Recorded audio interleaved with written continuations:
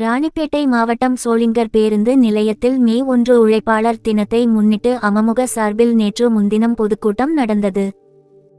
இதில் சிறப்பு அழைப்பாளராக பொதுச் செயலாளர் டிடிவி தினகரன் கலந்து கொண்டு பேசுகையில், தமிழகத்தில் மறைந்த முன்னாள் முதல்வர் ஜெயலலிதாவின் கொள்கைகளை பாதுகாக்க உருவாக்கப்பட்ட அம்மா மக்கள் முன்னேற்ற கழகம் கொள்கையை பாதுகாப்பதில் உறுதியாக உள்ளது.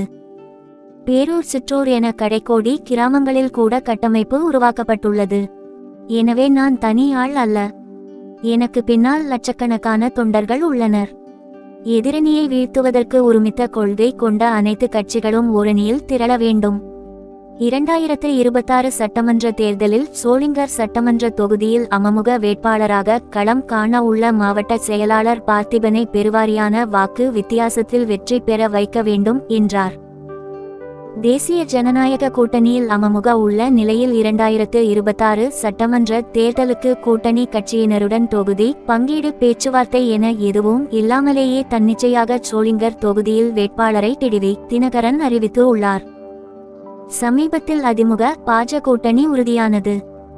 ஆனால் இந்த கூட்டணி டிடிவி தினகரன் சசிகலா ஓபிஎஸ்ஐ சேர்க்க கூடாது என எடப்பாடி நிபந்தனை விதித்தார். இதனால் அதிமுகவுடன் கூட்டணியை உறுதி செய்ய அமித்ஷாவும் டிடிவி தினகரன் சசிகலா ஓபிஎஸ்ஐ கை கழுவினார். இதனால் கூட்டணியில் இடம் கிடைக்குமா கிடைக்காதா என்ற விரக்தியில் உள்ள டிடிவி தினகரன் அமமுக வேட்பாளரை அறிவித்து இருப்பது பரபரப்பை ஏற்படுத்தி உள்ளது.